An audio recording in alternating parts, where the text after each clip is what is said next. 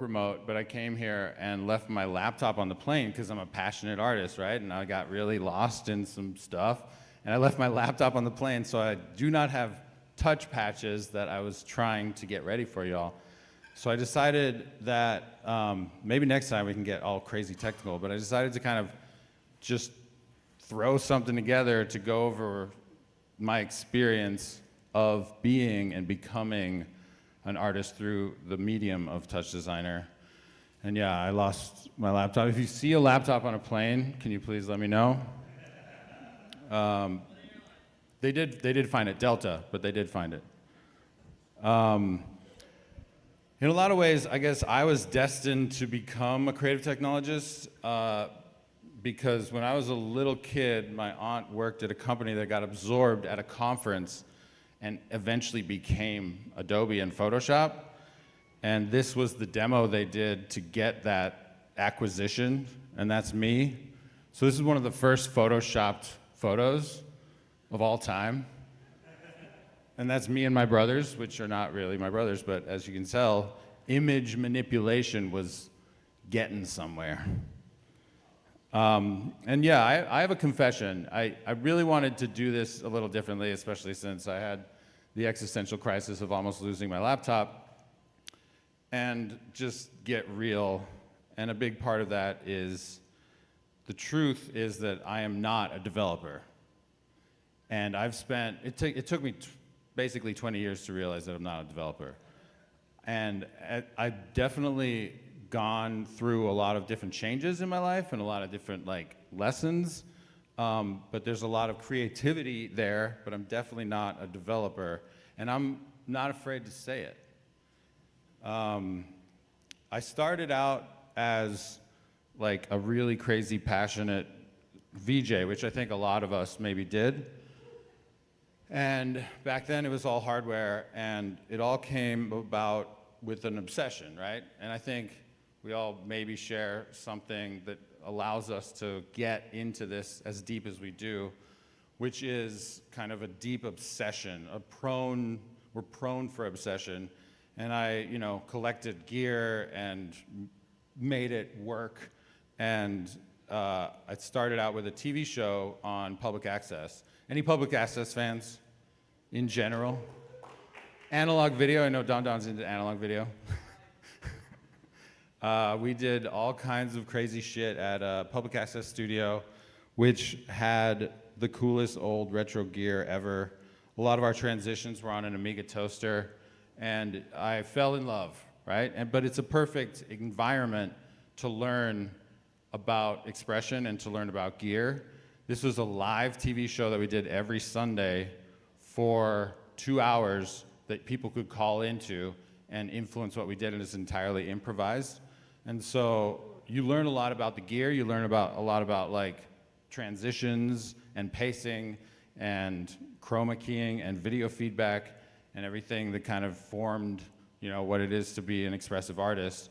And I eventually got to the point where I loved it so much that we would do these long sessions with people, but it was kind of an open invitation to all the weirdos in Minneapolis. And so a bunch of weirdos would come out, and there's a mountain of gear or costumes, and they could come and play. The show itself, I'll admit, is not that enticing because it's incredibly experimental and just really weird. But the act of making it was absolutely magical because it got people out of their head and into a creative expression. And so it was so formative to me that I literally pivoted my whole life into bringing it to everyone. So I committed my whole vision, my whole passion, found investors, quit jobs, and figured out how to build something that could bring that experience of doing weird shit on camera to everyone. But of course I was also a VJ, a working broke-ass VJ, doing festivals and a bunch of stuff like that, and I think that comes from a lot of us. And I had to go through the process, right? You learn a software until you no longer can use that software. So I went from Archaos to Modulate to Resolume and then to VDMX, and I have deep love for all of it, but we all know that there's very immediate ceilings to what you can do in regular software. And so enter TouchDesigner, and TouchDesigner completely changed my life. Let's hear it for TouchDesigner.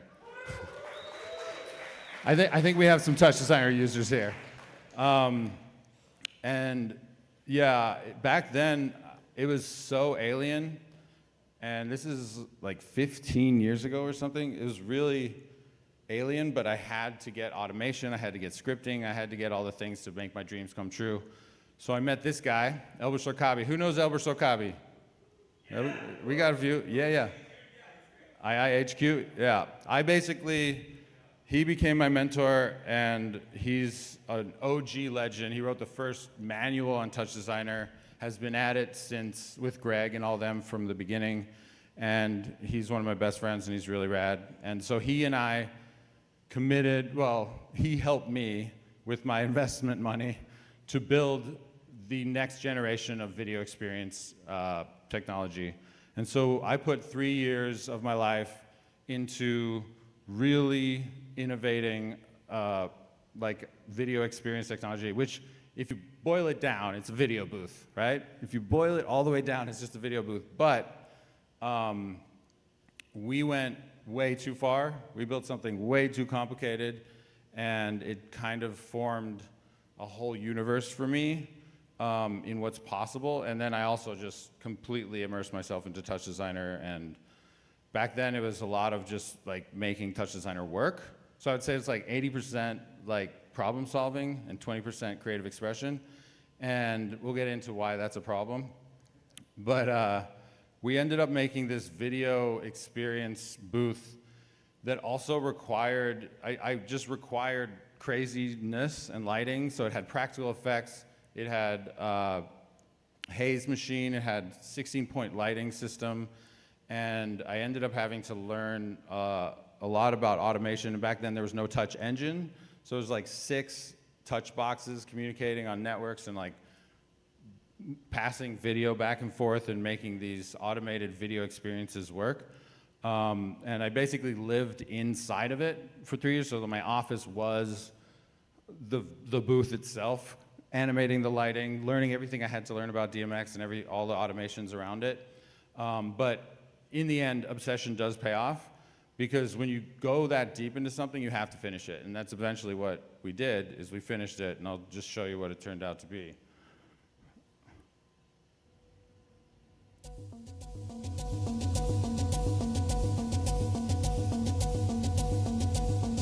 So users could pick from a menu and then come into the booth, and then a director with their own director UI could direct multiple shots that are composited together in a pre-animated music video with a lot of modularity. There's a lot of logic and a lot of open to interpretation, creative moments. But you'll notice that we have human segmentation in a strobe room with lots of lighting and lots of dynamics and a teleprompter. I was obsessed with teleprompters because on the TV show, there's a completely different look from when you're looking at yourself. I see a lot of like installations and video installations, and the camera isn't behind the TV, and I'm here to say like teleprompters change everything. Like hiding the camera behind the screen and getting eye contact is a whole different experience. Like if you think of the Truman Show and you see Jim Carrey like, you know, drawing shapes in the mirror, that is that sort of intimacy that changes the way people behave in video experiences. So I innovated a teleprompter and segmentation system. There's actually RGBI, so we actually filed some patents and got them awarded here for patents. But yeah, RGBI's camera system, so the backdrop as it's seen to the naked eye is black, but glows in white, so it provides us a perfect white matte, and both cameras are aligned. So we have RGBI, and I becomes the key. And so we were able to like, you know, cut people out in strobe environments and in hazy environments. And so yeah, that tech, I still believe heavily in chroma key, but phosphor keying, which actually was a Disney innovation, is the inspiration for infrared keying. And I'm still waiting for an actual true multispectral camera to come out. but we had to make one. So these patents are for 2 CCD ones, but we ended up combining them into a single lens system and building a single lens double CCD infrared camera system, which was pretty rad. So over the years, building this thing, it was hard. It was really, really hard. I live in Minnesota, and I made that in Minnesota. Not really a good city for like crazy high budget video experiences and experiential. So I sort of became stoic and weird and like obsessed, and I was slowly getting away. TouchDesigner and being a developer, considering myself a developer, having to think through logic and stuff, was slowly eating away at myself. So anyway, you couldn't stop it, right? So I had put so much time that eventually TouchDesigner became my career for a little bit, and I ended up working with a lot of different companies because, you know, video booth sales are not very big in Minnesota, except for here, actually. So one of the biggest video booths we made, or one of the coolest gigs we got, was ZeroSpace 1.0, which is why I'm here today. ZeroSpace 1.0 was an immersive exhibit in downtown, not an XR studio, and it had like all sorts of creative technology art. So our roots here at ZeroSpace are grounded in creative technology art. Yeah, so being a node nerd is like great, but I'm here to tell you, I suck at it. I still suck at it. I learn over time and I get better at like organization, and you know that moment when you understand like, you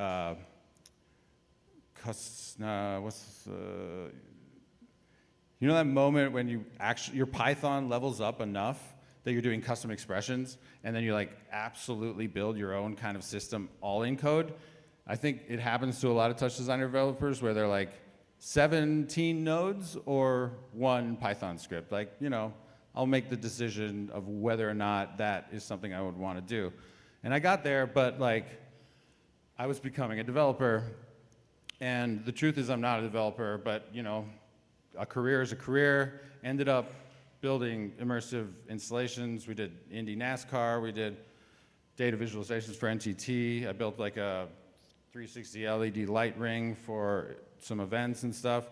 And then this, I just want to tell you guys a quick story. So this was from T-Mobile. They had an immersive museum just for executives. So all the T-Mobile executives would just send other executives to show off. So an immersive museum that is not open to the public, that was probably like a $20 million exhibit, like so over the top, so insane. And this was right in pandemic. And I was one of 10 TouchDesigner developers that lived in it during COVID, mask on all the time, going to the hotel, coming back, and just working in a museum for like 4 or 5 months. This was a photo from inside of a 360 sphere that's like tiny, so like a 20-foot 360 sphere with projection mapping all around. And I was tasked with making this audio interface to like send audio into a Dante system, and there was audio going everywhere, and you had to like design all these curves and stuff. And I did it, I executed. And I remember this moment when I shared it with like some of my partners, and I showed them what I made, and it worked. It fucking worked. But it was like so outside of every other developer's understanding of why I built it the way I built it. And I realized kind of in those moments that, you know, that was one of the biggest moments for me. It was like, yeah, I'm not a fucking developer. I was also like the cool one there and like trying to throw dance parties and like trying to make it a fun thing for us alone in this giant museum for like 4 months. And so yeah, this was me before TouchDesigner. And ultimately, like, this is kind of where I ended up. And I don't blame all of it on TouchDesigner. I did also become a dad, which is a big part of the story. But, you know, it's also like one of my core heartfelt beings. I've had the experiences of like really breaking through and inventing like functionality and inventing logic systems that are really clean and easy for me to make, and making instruments. And making instruments and making synthesizers are really, really like a beautiful experience. Like the act of actually sitting down, writing it all out, making it happen, and then buttoning it up into a Tox is a beautiful experience, right? You have a Tox that's always gonna work, and it does a bunch of cool shit. And that is really fruitful, but doing it and trying to pretend that I was a developer was like really draining on my soul. So I was paying soul tax over the years, and I had to evaluate, what's next. And so I asked myself, where is my heart? Like, where ultimately is my heart? And a lot of that has to do with a lot of life changes and a lot of different crazy things. And ultimately, I'm a dancer. And I found that out. I've always known it, but I found it out in a way where I was like lying to myself this whole time. Like back in the days when I was doing the show, the TV show, I found out that I was actually the guy behind the camera because I wanted to be so close to being on camera that was kind of the best I could do. And I learned everything I learned because I have hang-ups and weird shit that just doesn't allow me to step over the edge and get on camera. But ultimately, I am a dancer. And like over the years, I'm realizing like that this is just something that I have to point my North Star to. So I ended up doing that and expressing myself and understanding that my body is equivalent to a controller is like a very beautiful breakthrough that if I can only adapt it into my cells and my somatic being will change my life. And ultimately it did, because you know what? Motion capture is like the coolest shit ever. It is, to me, I'm telling you guys, I came here at ZeroSpace starting like doing exclusively motion capture, but I'm telling you, motion capture is the most under-innovated creative technology ever. There is so much power. And with AI coming in, it's gonna be way more democratic and way more easily accessed. And so motion capture kind of like piqued my interest and always had, but it was so far in the future. It was such a dream that I couldn't really like process it until I just accepted that that's a dream that I'm worthy of. And as soon as I did that, I got back in touch with ZeroSpace, and apparently ZeroSpace is no longer a museum, and they have a motion capture volume. And lo and behold, I end up like working here, and ZeroSpace is like really rad because we work with like a very ragtag team of a bunch of different developers from a bunch of different disciplines, and everybody has their unique input, and we're all learning to play as a team together at the same time, and we're building really big, really beautiful, amazing things with a lot of our partners and with a lot of our clients, and it's just a beautiful thing to be here. And so of course first thing I did with my life is I got in that mocap suit, and I shot as much mocap as I possibly could. And something unlocked in me, and where do I take all this kind of prototype mentality from TouchDesigner? Where do I take this passion-driven, like anything is possible, like ideology into motion capture? And I ended up working here. We did a bunch of really cool projects. These are just a tiny little snippet, but we worked on a crypto thing where it's a full broadcast kind of content thing that involved virtual production but also mocap at the same time. So the character was virtual and the other talent was real, and they could talk through headset, but we were in mocap and in here at the same time, and we shot it like it were a broadcast. We worked with Keels and developed like a lot of really crazy rigging for a skeleton character to debut their virtual avatars. TouchDesigner was involved heavily in anything immersive we do, obviously. TouchDesigner is the glue, right? Everybody needs TouchDesigner. It's always the glue in between any other major apps you're using. And did this really cool project with Nike Air Max where we connected a bunch of TouchDesigner systems to Twitch and got data and made a whole Twitch universe become super gamified, which is beautiful. And yeah, we do a lot of R&D. This is me and the team realizing that we can get 4 people in a markerless motion capture system for the first time. And I just want to express that it's really fun to be here. Like Eric was there. Eric's OG of ZeroSpace. And we just did like all kinds of, you know, experiments and figuring out what works and what doesn't work. And it's just like a really amazing experience to kind of work together as a team, which was also new to me, and building out like as much of this tech as we could. So how can we get this to the next phase for motion capture, and what does TouchDesigner have to do with it? Well, we were doing research and development for a TV show that we were working on that was our own IP, and we thought a lot about motion capture, and I got really obsessed with the idea of augmenting dance and taking data of your arm and your hand and your legs and your whole body and building systems around being able to use it in real time but augment it. So what if, with the click of a button, you as a dancer could make your forearm twice as long? What if you could break bones that typically can't break and go in different directions? What if you could dance in a way that no human can dance because of bone structure?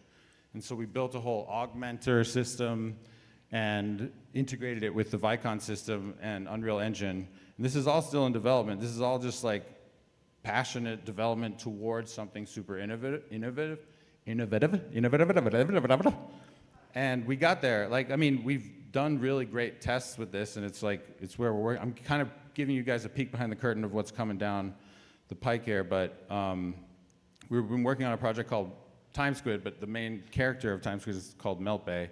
He's kind of a god character, and he's very flamboyant, but he's also super, super intense, and he's like got a lot of passion and a lot of drive, which might remind you of somebody. But anyway, it's been a really fun creative process developing this stuff, and some of these test shoots that we were able to do involve that TouchDesigner system integrated into Unreal Engine using Touch Engine, where we can take the data from motion capture through a TouchDesigner, add a bunch of layers of logic to the TouchDesigner system, manipulate bone position and bone angle, and create really crazy experiences where you as a dancer can visualize. So this is an ass show, right? It's a tracked camera on the ass. And this is one of the peak experiences of my life. That's me doing it in real time. And so I'm wearing glasses that I can see the camera. And I don't think that most dancer-director relationships have ever really had that opportunity where they can understand what the camera is seeing while they're doing it.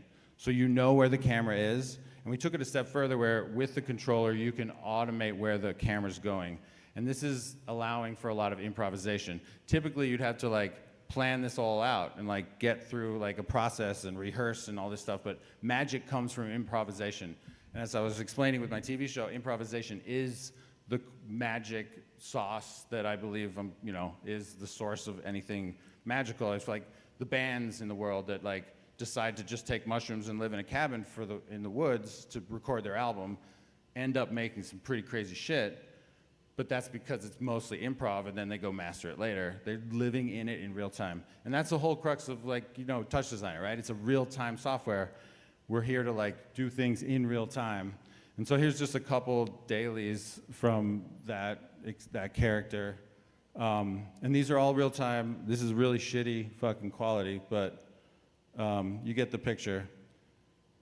And it's all in development, but like understanding where your camera is as a dancer and understanding that you are a dancer as a creative technologist are both really beautiful experiences. So I'm just really happy that we got there.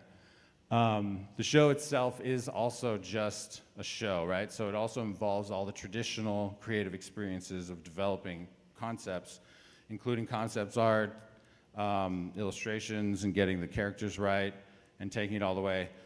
Fundamentally, also, I want to just say that as an artist, AI kind of blew my mind as a prototyping tool for taste.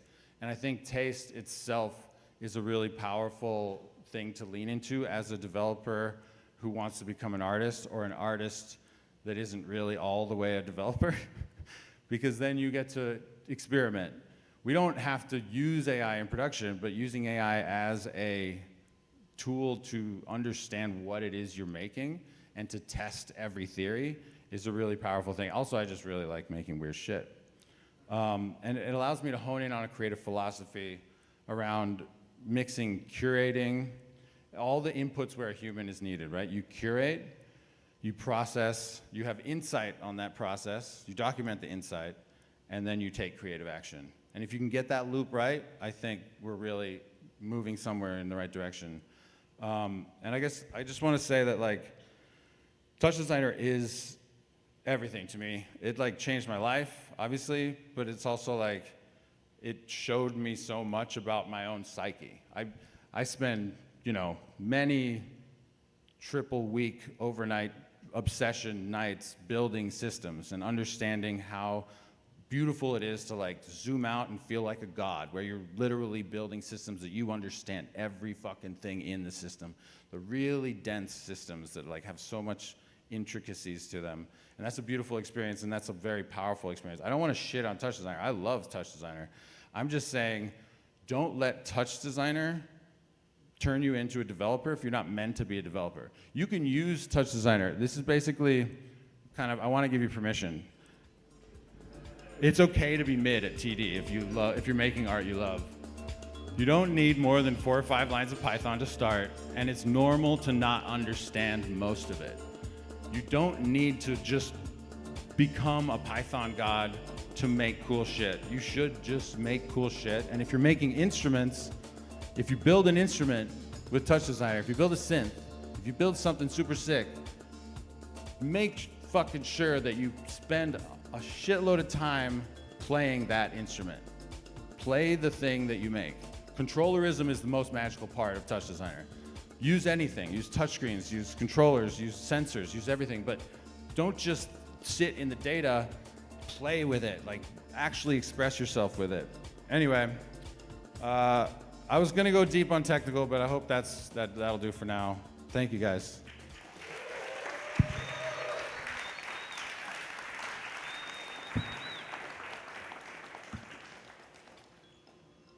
Questions?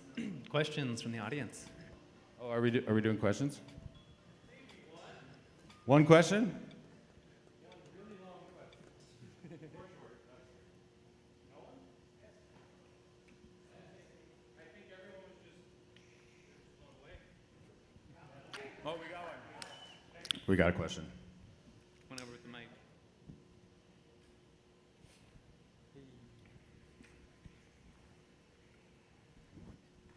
Evening. I wanted to ask about your, how can I say this? I'm trying to find it out. I'll just make it simple. When did you find the origins of your signature, which I'm noticing that like in your signature look, you always use the bow. Is there like a story behind that? Was it back when you did public access? Like you even have it on tonight and it's beautiful. No, I think I just went through an exercise of defining a personal brand and figuring out that it works really well because it just makes a lot of really cool assumptions with people. And you know, when you dress like this and then you like literally like punch the floor and like do crazy punk ass shit, it's like a really good contrast. Yeah. That is so cool. All right, thank you guys. Thank you.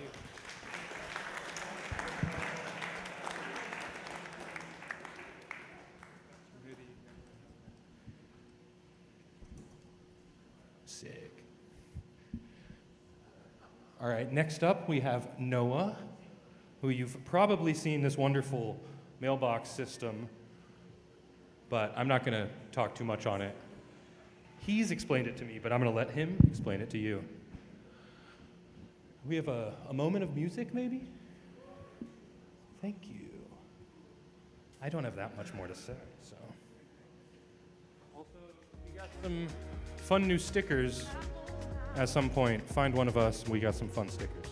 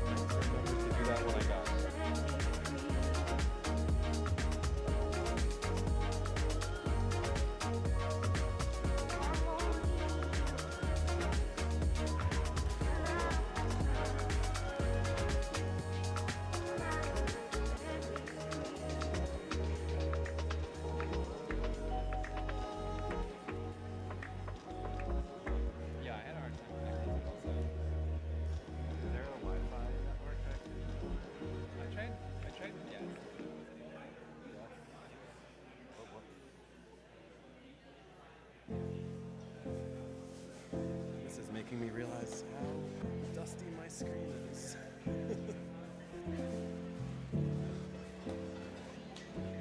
Really appreciate it. Is that working? Maybe.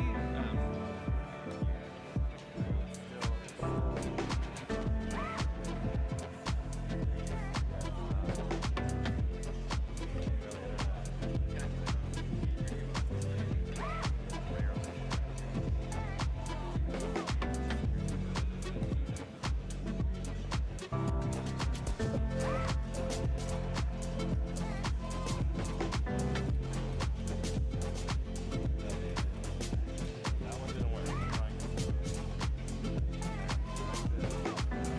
Maybe we should do this so we can play on all your videos right They should autoplay once I get to the slide. That's how it should. Oh, that's how yeah, I'm muting now.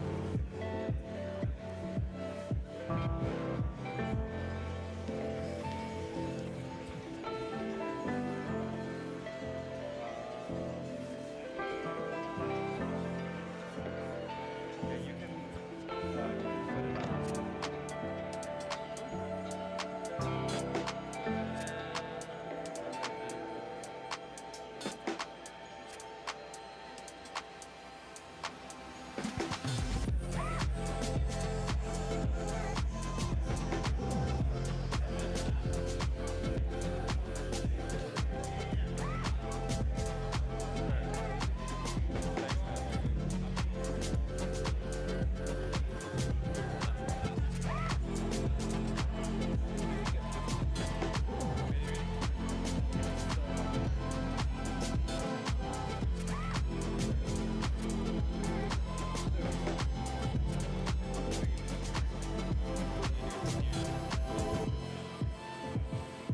Just don't turn that hotspot on.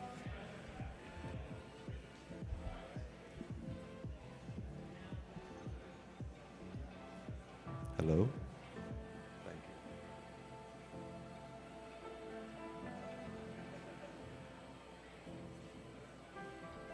That's not good. All right. Could you all please give a huge round of applause for Noah?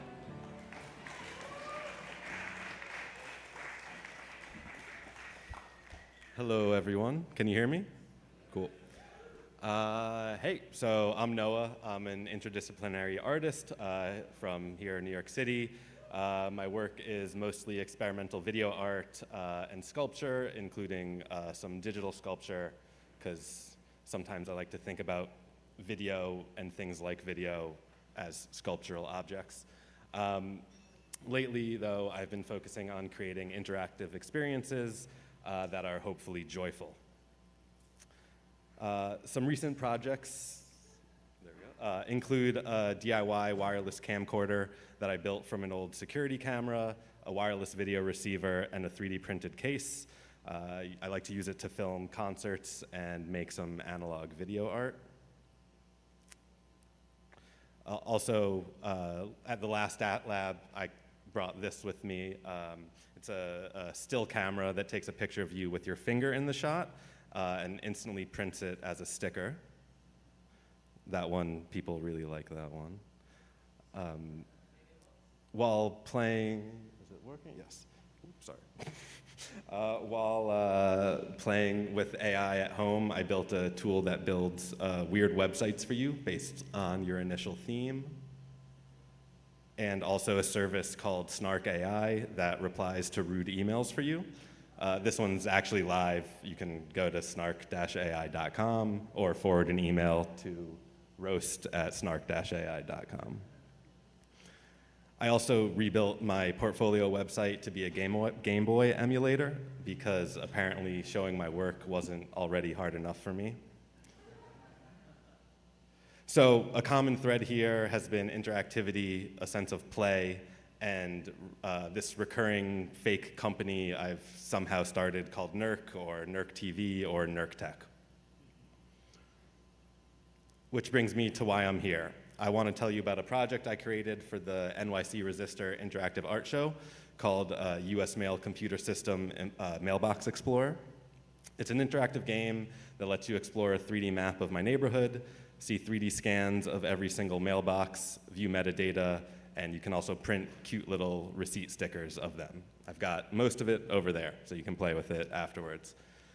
It got a really good reception, I thought. It seemed to bring people a lot of joy, especially seeing a mailbox on their corner or that they bring mail to and then being able to print a little sticker out of it. I've gotten a lot of questions about it, but I think the most common one has been kind of the most simple one, which is how did you come up with the idea? So today I want to go into that and answer it a little bit. I think the journey might be helpful for artists who have felt stuck in tutorial hell or are struggling to find a unique voice. So a couple years ago, I got into TouchDesigner. I started with the usual tutorials, audio visualizations, blob tracking, point clouds. I started Matt Reagan's amazing courses, but I got distracted by more trendy tutorials on YouTube. Then earlier this year, I got back into 3D scanning because I was curious about Gaussian splatting. I started scanning street furniture in my neighborhood, a lot of fire hydrants and mailboxes. I love how they all look. Each one is unique, and they're also everywhere, so there's so much variety. I began playing with these scans in TouchDesigner, morphing between them, warping them, just experimenting. That's when a friend sent me a post for the NYC Resistor show. I knew a hard deadline, a theme, and an audience would be great motivation to build a real project and force myself out of that tutorial hell. I decided to apply, thinking about the scans that I'd been collecting. No? Yes? Yes. So my proposal was to build a somehow poetic data visualization about mailboxes. I picked them really simply because I liked how they looked, and there was just a whole network of them right outside my door, which fit the theme of the show. My application was accepted, and suddenly that escape from tutorial hell was very real, and I had to actually build something. I was immediately hit by the amount of work ahead of me, especially since I didn't actually know what I was building. I had an idea, oh, scans, mailboxes, cool, that's it. So I knew, the only thing I knew was that I didn't know how to build it. I started simple, just a 3D map. My first idea for the interaction was a touch screen where you could use your fingers to fly around, zoom in, and rotate the map. I realized I could use TouchDesigner's camera viewport for this, but when I prototyped it, it felt very unwieldy, and the vibe didn't quite fit the subject matter, the mailboxes. So I figured I needed to simplify it further. I tried an angled top-down camera like an old school video game, and it really just immediately clicked. That's when I realized I wasn't building a data visualization, I was building a game. So it had to be fun, and the game Paperboy came to mind and had been a huge spiritual influence throughout the project. Someone mentioned Paperboy to me earlier, yeah. So for the next several weeks, when I wasn't what felt like really sitting inside of TouchDesigner, I was out in the field mapping, scanning, and collecting data on all 48 mailboxes in my corner of Ridgewood, Queens.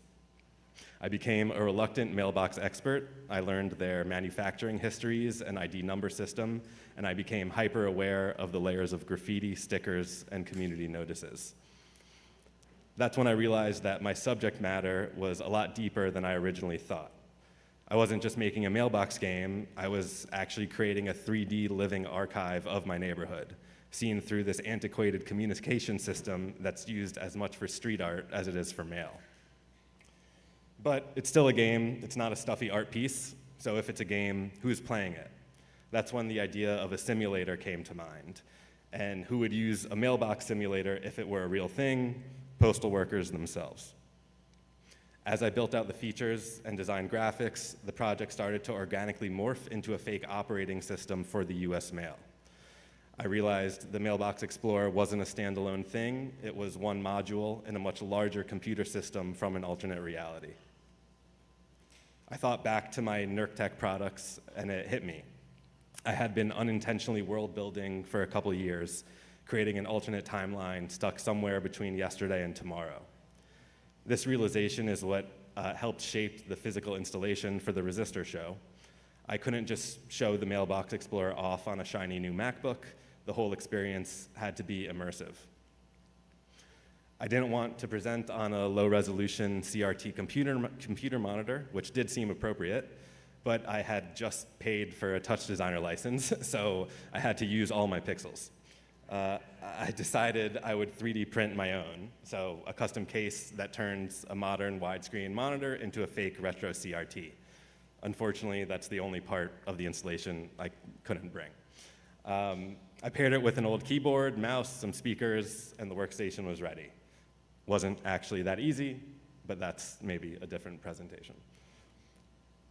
Along the way, I decided I wanted to give people something physical to take home, bring joy, and solidify the memory of the Mailbox Explorer. Originally, I considered it an extra thing that I would add in if I had time, and I'm really glad I ended up prioritizing it because I think it's essential to complete the experience. I got a cheap thermal printer that's made for phones and figured out how to get my computer and TouchDesigner to talk to it. I'm no developer, so that was a huge challenge, but I'm got it working. And of course, the printer needed its own 3D printed case. Little miniature mailbox. So TouchDesigner, you might think it was the perfect tool, and Hal's amazing presentation would definitely make you think that. It really is. It's an amazing tool. TouchDesigner gave me so much freedom to very quickly explore and create a little sandbox for myself that I think would have taken me a lot longer if I had tried to do it in a game engine like Unity or Unreal. But in a very significant way, building it in TouchDesigner was a disadvantage. It's really hard to share this project with the world. I can't just put it online or send you an exe file. So, something like a web app would have been ideal for sharing and let everyone actually play the game. Because of this issue, I knew that my documentation had to be incredible, a whole project in and of itself. I could have just taken nice photos and videos for my website with a little write-up, but it didn't feel right, just didn't fit. And I realized that when your website is a Game Boy emulator, it's actually hard to display photos and videos. So I needed a new plan. So how do you teach people to use a fake US mail operating system when they can't use it physically? So with an employee training video, of course. Something with a nostalgic 90s vibe, a little corporate, a little awkward, with a lot of fun graphics. Oh, it's playing good. After the Resistor show, that became my next project. I'm very lucky to have some incredible friends who helped bring it to life. I'm very biased, but I do think we nailed it. It really feels like we pulled a living artifact out of this alternate reality that I'd been building in the back of my head. Hope you'll watch it. There's a QR code. So to wrap up, I want to share a few lessons I learned on this journey for anyone who might feel stuck in tutorial hell like I did. Probably nothing groundbreaking, but I think some things that are good to remind yourself of. So set a hard deadline. An easy way to do this is to apply for a show. Commit to a date that you can't change. Very obvious, but it works. And it really lit a huge bonfire under my ass. Embrace simplicity. Get your ideas out in the simplest way possible. Don't worry about elegant code or perfect graphics. The Mailbox Explorer is layer after layer of very simple and very clunky implementations. But it doesn't matter because everything together creates something bigger, even if there are still some bugs. Which is a bonus tip. Bugs and unexpected behaviors aren't problems, they're creative prompts, and you should let them guide you in new directions. Side note, I studied glitch art in college, so like bugs and glitches have been my life forever. Step outside your comfort zone and also be willing to go back to basics. As I mentioned at the beginning of my TouchDesigner journey, I started Matt Reagan's amazing courses, but I got distracted by some trendier TouchDesigner tutorials. During this project, I went back and finished every single one of his courses because I really needed a stronger foundation to actually build software in TouchDesigner and not just make visuals, and he's really the best place for that. And finally, you probably can't see it because it's low, but whatever. And finally, I think the most important tip is to lean into uncool. As Sol LeWitt said to Eva Hess, don't worry about cool, make your own uncool. Through this project, I realized that there are incredible subject matters all around you that everyone ignores every day. Like mailboxes, before this project, I walked by them, I didn't pay any attention to them, and now I'm ultra fixated on them, and I love that. Yeah, so there's incredible subject matter all around you that everyone ignores. Just pick one that appeals to you, even if you don't know why. Maybe the more boring, the better. Immerse yourself in it, experiment with it, and see where it takes you. Let the ideas come from the subject matter itself, not from outside influence. And related, don't necessarily try to let techniques drive your art, but let the ideas and subject matter drive what techniques you use. And that's it. Thank you very much. Hope you'll scan the QR and watch the video. Thank you very much. Any questions from the audience? And after the presentations, I'll keep my computer plugged in over there so people can play with it. Cool. Questions from the audience? Yeah. Yeah. Cool. Thank you all very much.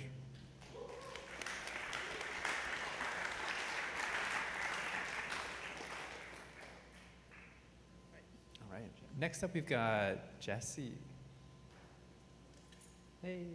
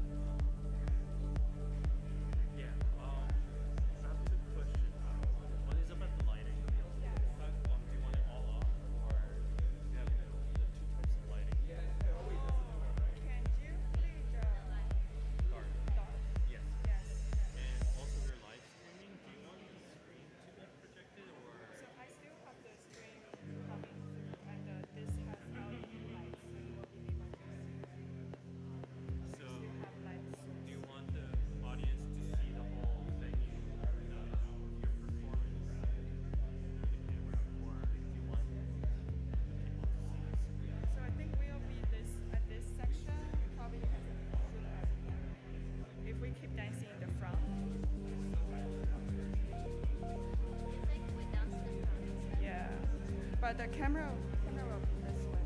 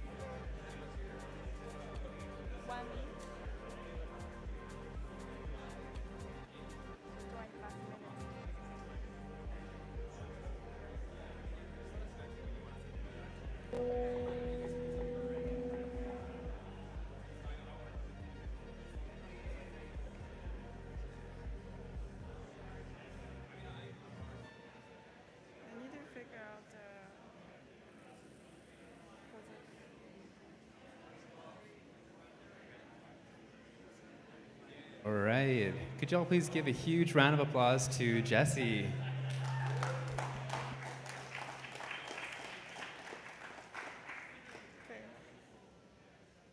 All right. Hi, everyone.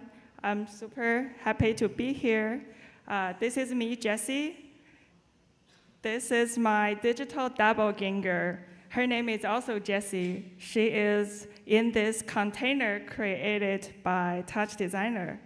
So today I want to walk you through how I built this container to trap my digital self inside of it.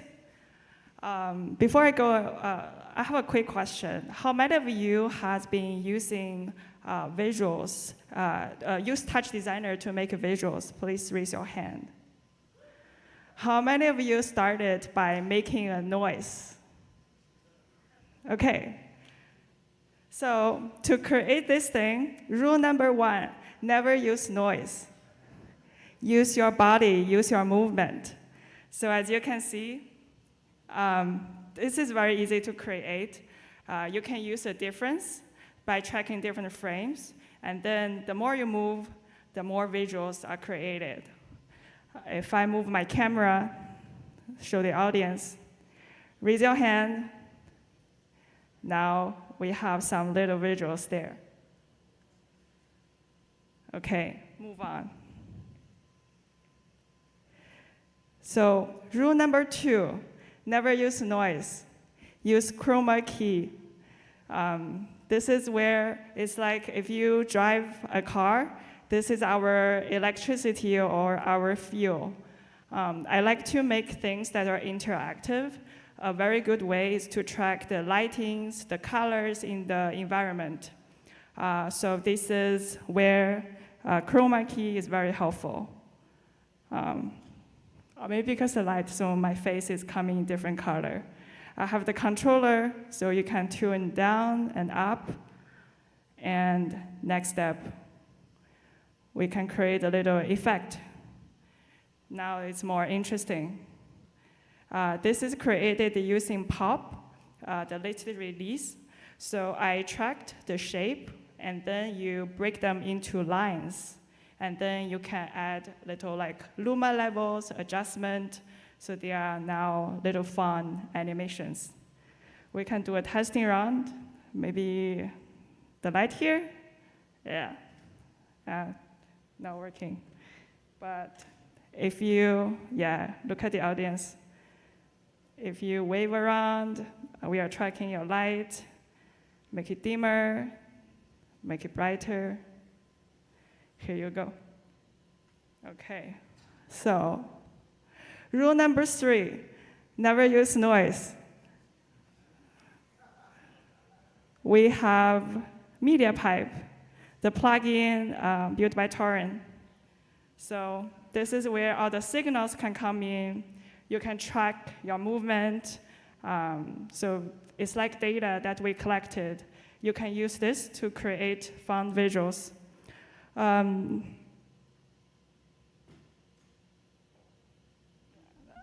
Wow. Okay. Maybe we have rule number 4, use a mirror, so you have more interesting things. But another thing I did with this project is that I used the object detection with my hoop. So if I put a hoop here, you can see we have the square box that's tracking. So later, we can also use this to track the movement of this hoop and create fun visuals. To show you what we can do with everything combined, for example, this is combining the object, the pose detection, and then the chroma key. You can create a big, really big thing and close it up, blah, blah, blah. And then if we create a little pattern and use the hoop, it will follow. Okay, I need to step away.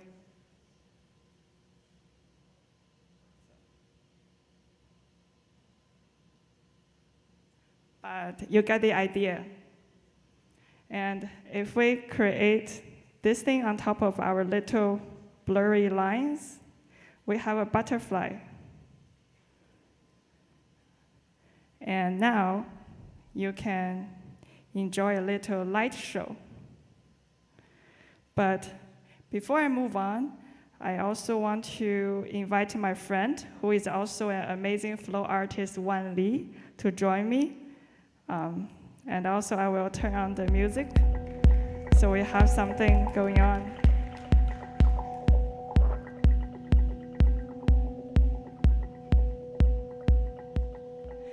Yeah, so, ooh, too dark? Can we turn a little dark a little?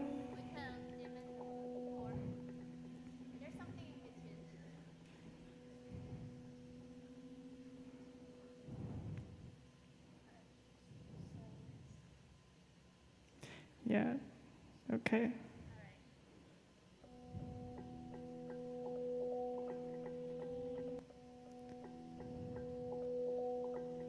Can you?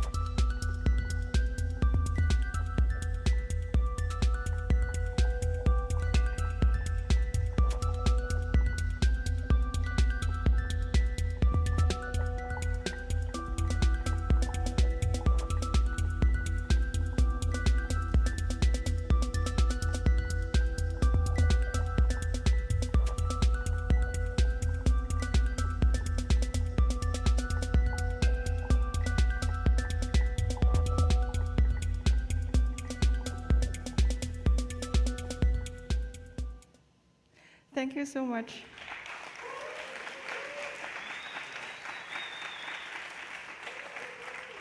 Thanks, Wanli. All right. Questions?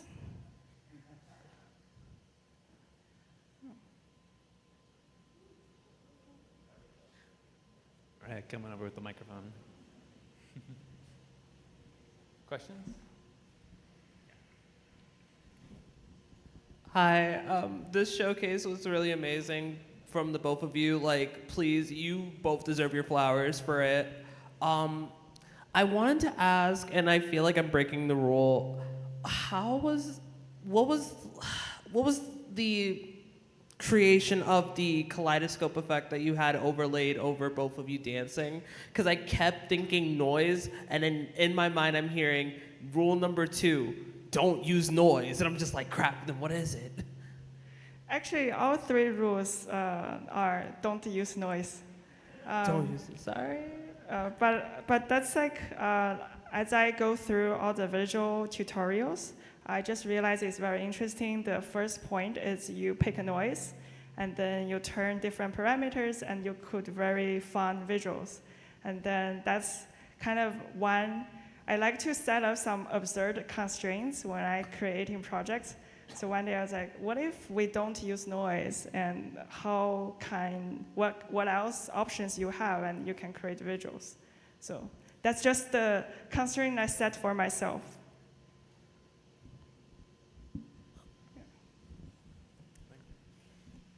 You mentioned that you used pops and you took some shapes or geometry and connected lines to create the visual shapes. So I know in SOPland, you could do something like that with the trace SOP. I haven't experimented with anything like that in pops, so I'm just wondering what the very basic setup of something like that is. Yeah, I can show you. It's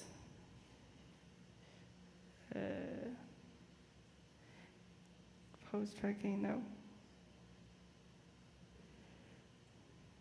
So this is the pop setup. I got the chroma key inside here.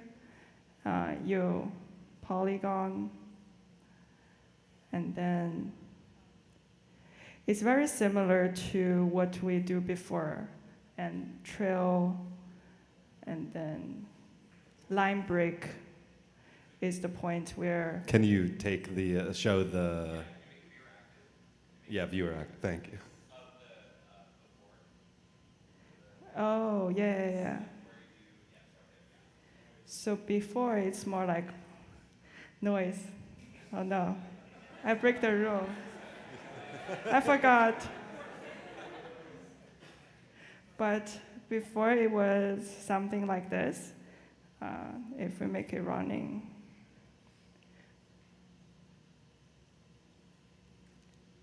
So if I'm tracking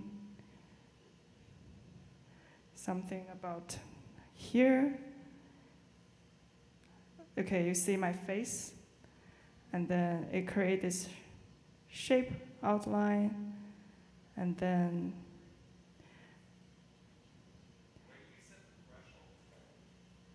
yeah.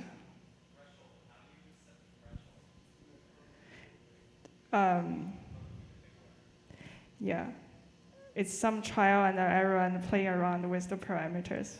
Not scientific yet. That's really cool, thank you. Yeah, cool. Right.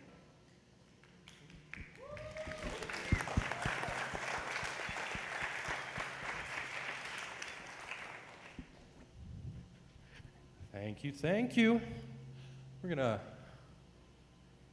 move pretty quickly into the next one, as long as, that's up to Torren. Next presentation is from one of DATLAB's own. My co-host over here, Torren, has some very, very exciting new tools for TouchDesigner. I'm sure people here have tried MediaPipe. it has been, I mean, like a huge unlocking for so many people to be able to play with some of these like machine learning tracking and like motion sensing and body tracking. And I mean, Torren for a while has been making these operators that just kind of work on people's computer, making TouchDesigner accessible for all. But I don't want to spoil it. You might have saw his post already, but little upgrade, or yeah. I'll let you speak on it. But yeah, give it up for Torren.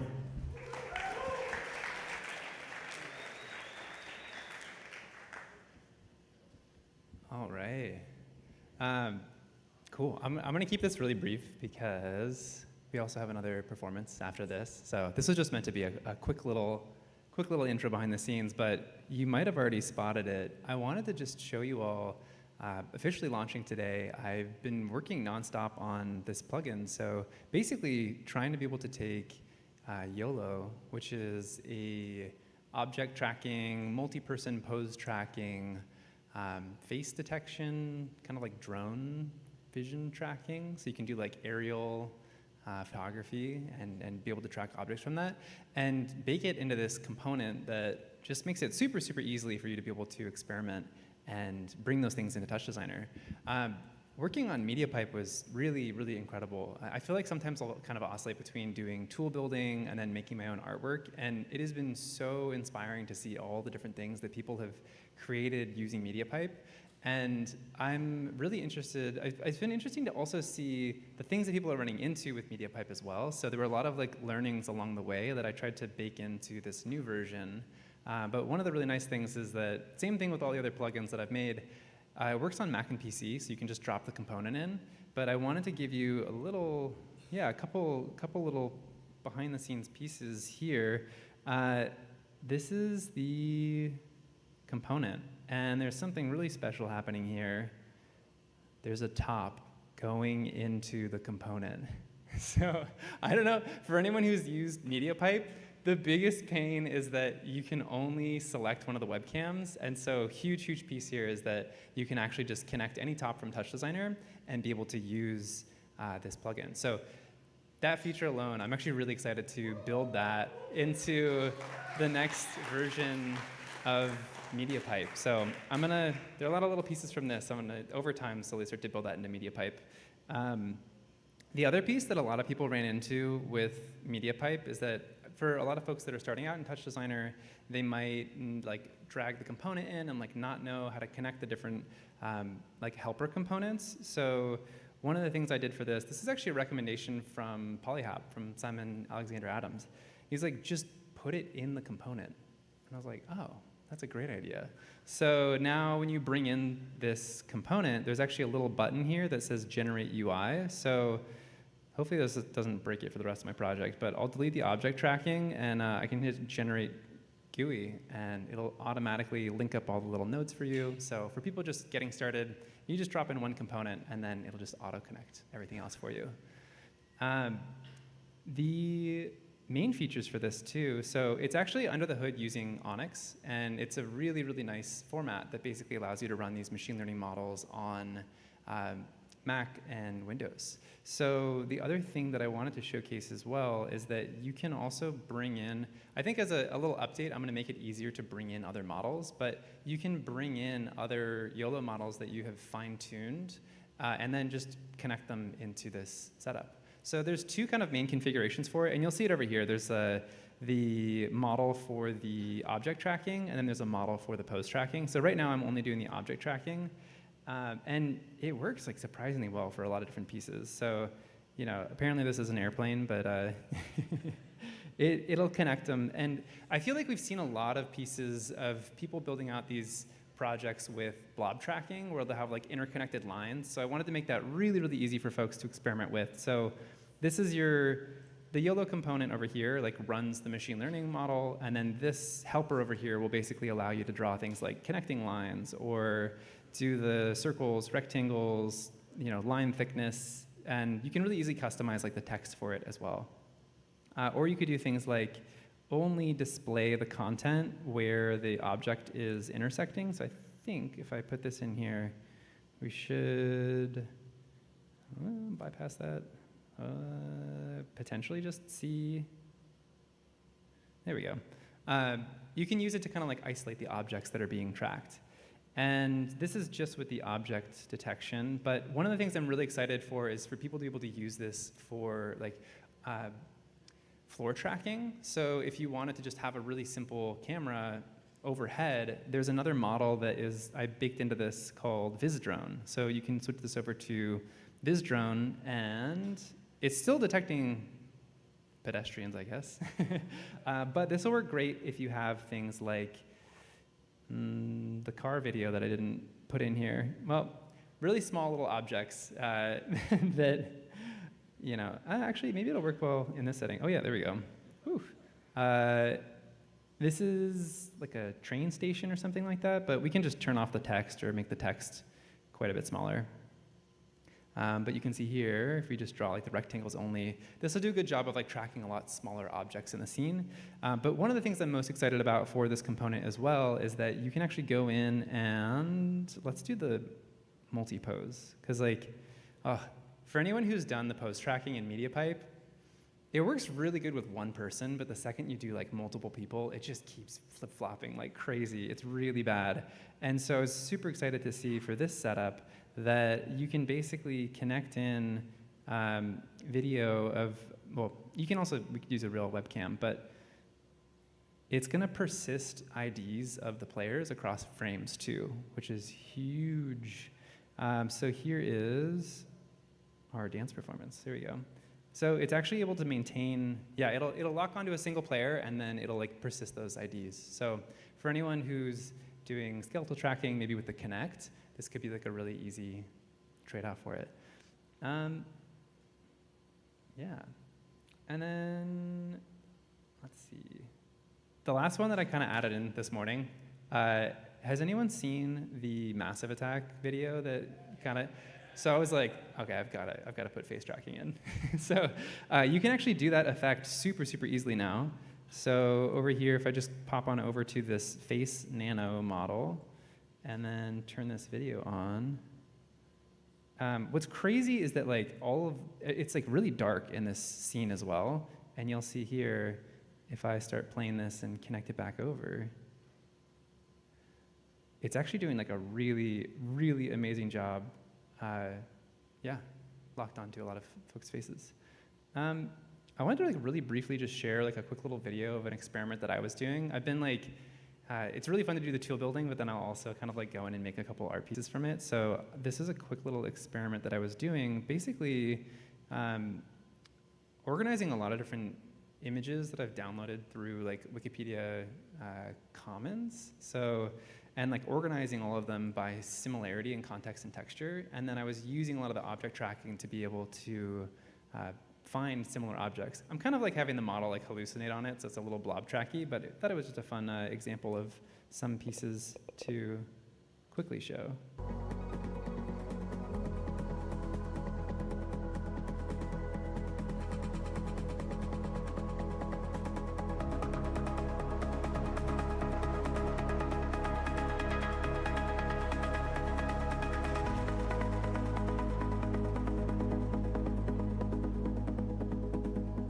Gotta love the projection component.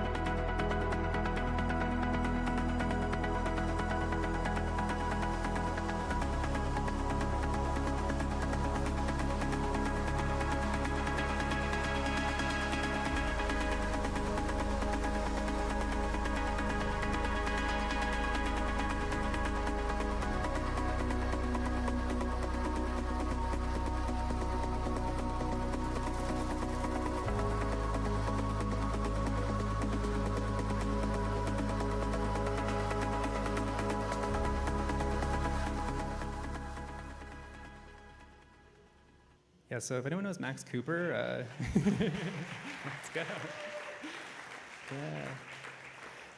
Yeah. Yeah, life goals, making a music video for Max Cooper. Well, one of the things that I also really wanted to highlight is that one of the actual core developers of YOLO left early on. So Joseph Redman. So they actually left due to ethical concerns. And I think that's a big part of technology that often goes overlooked. I think it's really, really important to highlight some of the use cases for it, whether it's like this type of technology being used for surveillance. And so one of the things that I'm really excited about by sending out a component like this to a community of artists and creators is that you get an opportunity to reinvent and reinterpret those use cases. So with that, I actually want to hand it over to our AV performer, Anna, coming up next.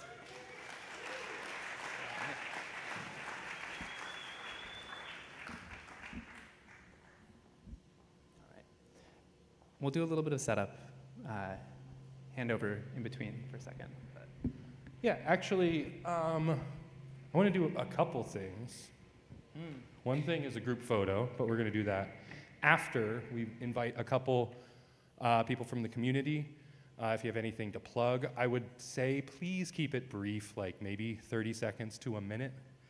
To start that off, we're going to bring Aaron up. Some of you might have seen some things on your seats, but he's going to. Hello, I have no notes for you tonight, I'm sorry, and this is kind of no fun, but I'm the one putting these pesky things on your chairs. I'm sure you've all heard about the fire in Red Hook that devastating, many artists lost their studios. I almost lost my music studio in Chinatown. For 1 month, I couldn't get into it. It was just devastating to business and emotional, and I got to go back. I was very lucky.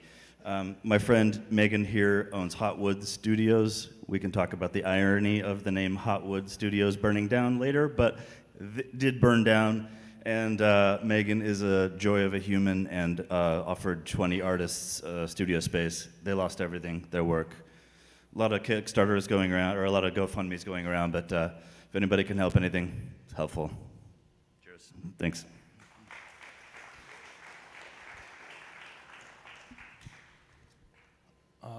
Anybody else? Yeah. Sunday around 3 o'clock, we're having a TouchDesigner hangout at NYC Resistor, just down the street. So it's more of a, less like this, more of a just like come share your projects, collaborate, work together. We have all sorts of LEDs and equipment that you can use too, so just come hang out this Sunday around 3 o'clock.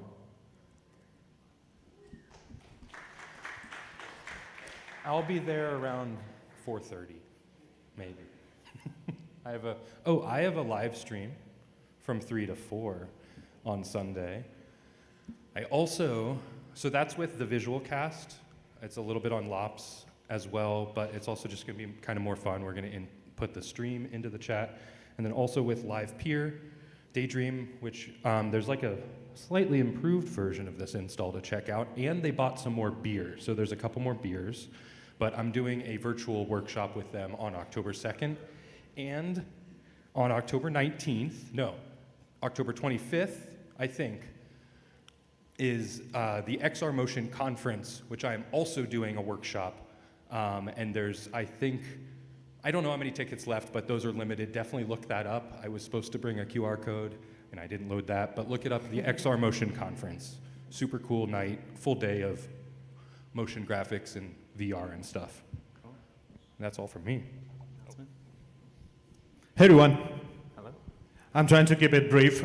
Quick question. My name is Ilya, and a quick question to audience. Who knows a little company called Moment Factory?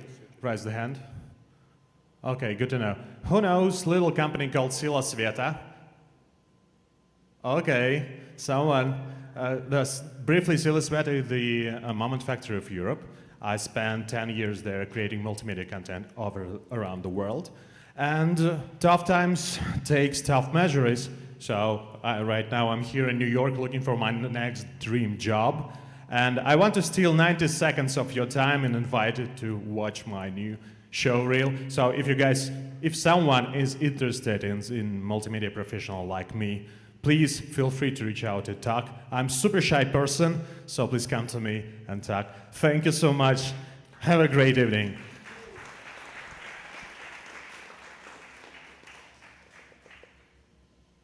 I'm just gonna switch it over real quick. Hold up. Here we go.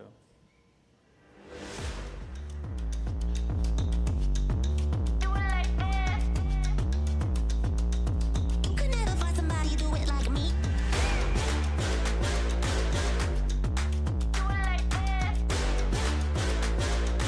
You can never find somebody do it like me.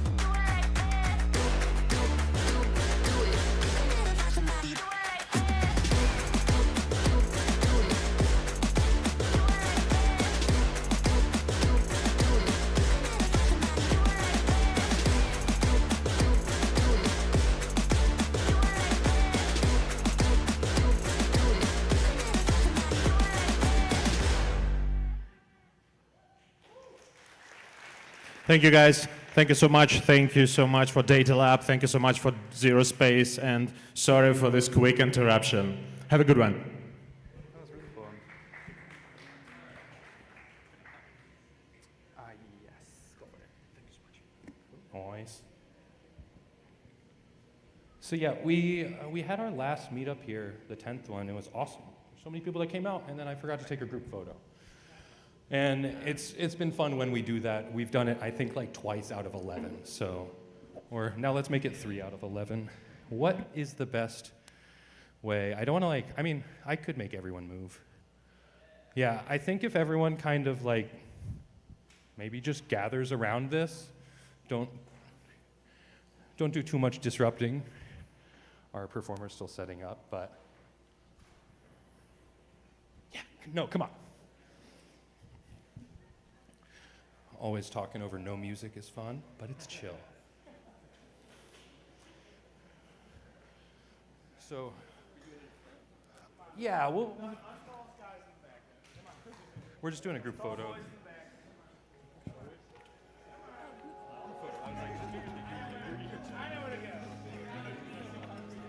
Oh, they're gonna watch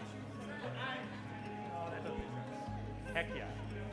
Who doesn't want to be in the group photo? Who hates group photos? And I found my photographer.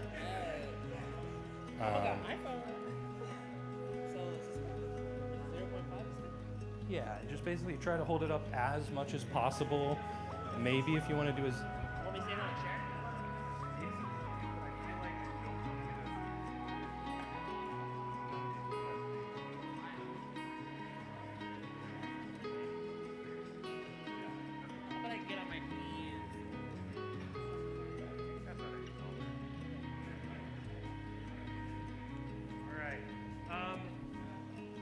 In, and if you're in the front, be a little bit shorter. Oh, I'm reaching for my phone I don't have. No, we're good, we're good. I don't wanna make here. I got you.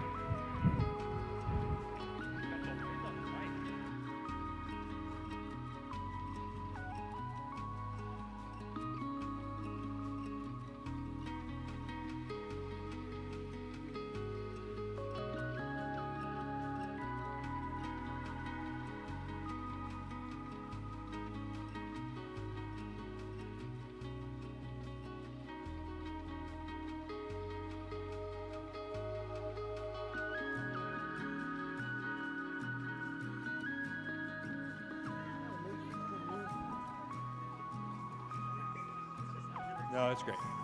All right, just yell out 3, 2, 1. Take as many as you want.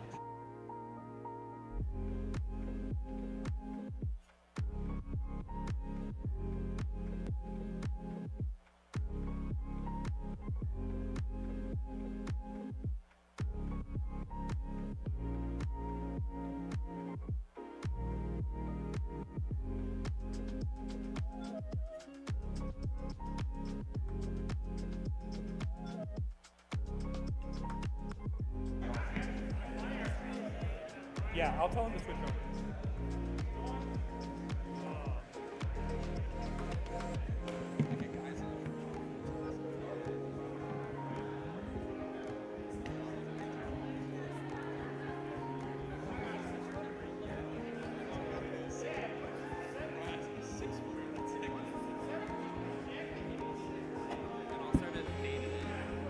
I'm going to talk a little bit. I'm going to talk for a second first.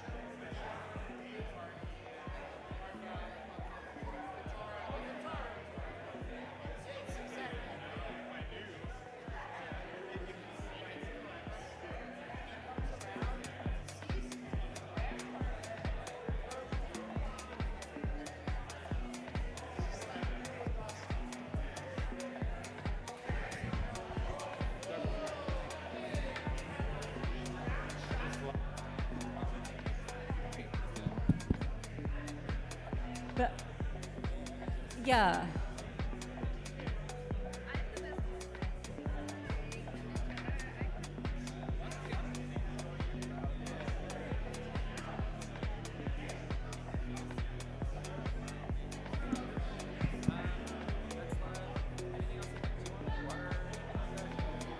No, I'm good. I'm good. I'm totally fine. Yeah. I'm always a little nervous right before this.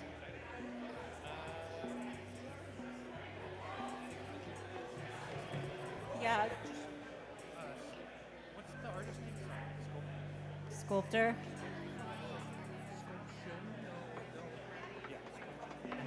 Can we put my screen up first, though? Are you not sending just black? We fixed this before, so during sound check, I don't know what's happening there. There's like some sort of crossfade, I guess.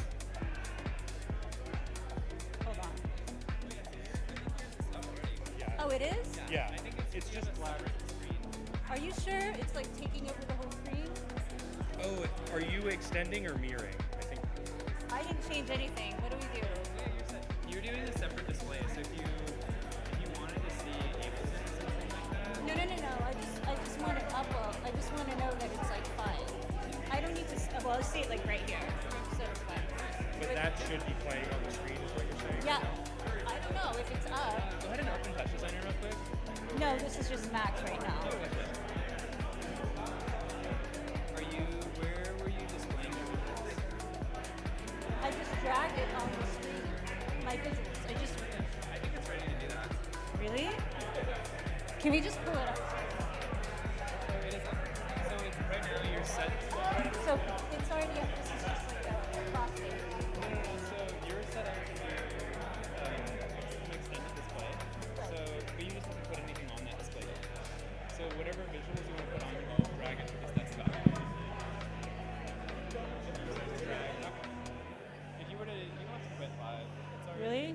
Yeah, if you start to drag it over to that screen, it'll show up there. Okay. Oh, okay. But here's the thing. I want to see this screen. Oh, but you want to show this. Yeah, I don't want to show.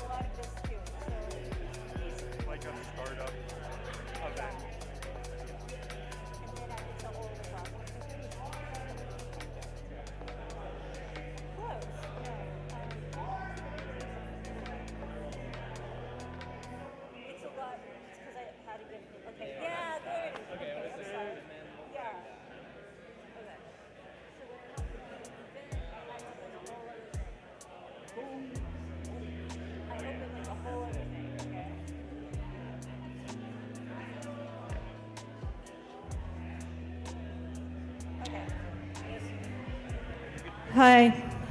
Sorry about that. So we have one more performance. Just like dimmed a little bit. Skulptor is going to talk a little bit about their process briefly and then just go into it. And it's going to be awesome. Get ready. Yeah. Hi, thank you, DATLAB, for having me, Torin, Lyle. I really appreciate it. So a few things with TouchDesigner. Hi. Oh, wait.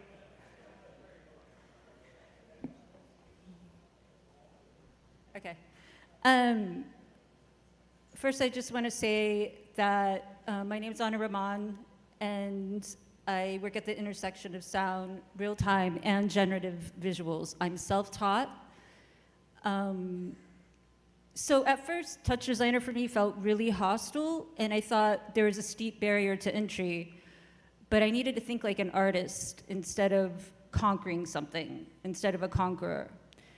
Once I stopped thinking about mastering it and started building my own creative solutions, it changed. I developed a new language with it, and it became another paintbrush for me, an amplifier of emotion in my own sonic visual world.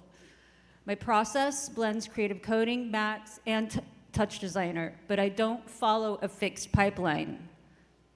I learn the rules and I break them as much as possible. Every project reconfigures itself based on narrative, emotion, and technical constraints of that piece. So when I perform, there's no performances that are like they're all different. Not everything you see tonight is pre-rendered. There's a lot of live happening in the box. Visual elements are live triggered using Arturia controller, Novation controller, which I've mapped through Max MSP in union with TouchDesigner.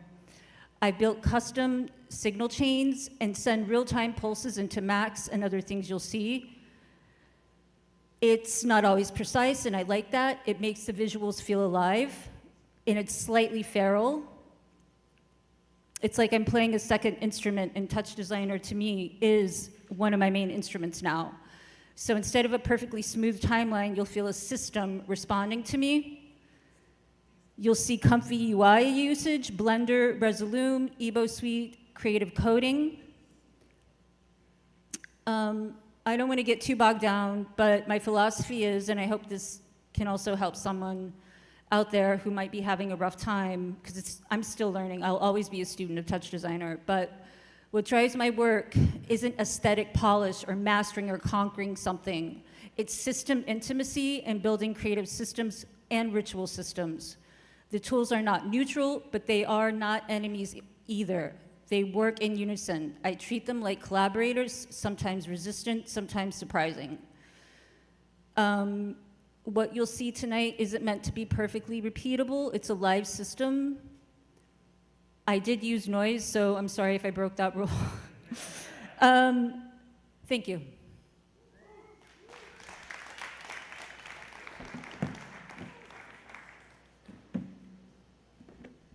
If we can dim the lights.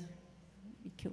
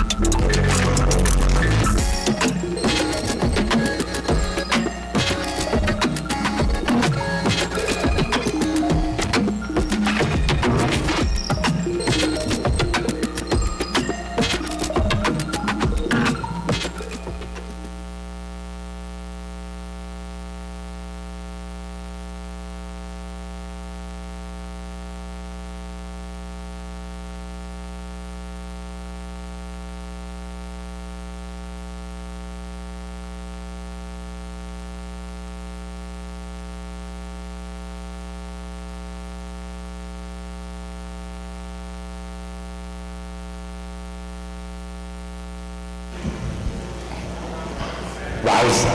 Ooh, that was loud. Hell yeah. I mean, I guess that's pretty much it. If anyone has any questions for Anna, we definitely got a moment, but also no pressure. Killer set. That was super fun.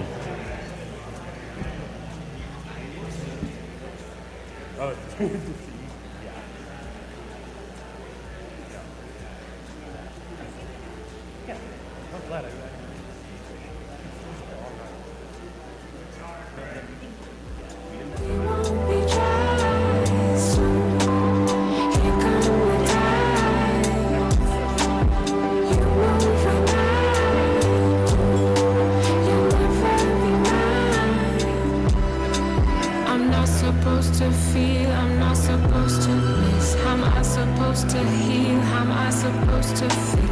A little awkward.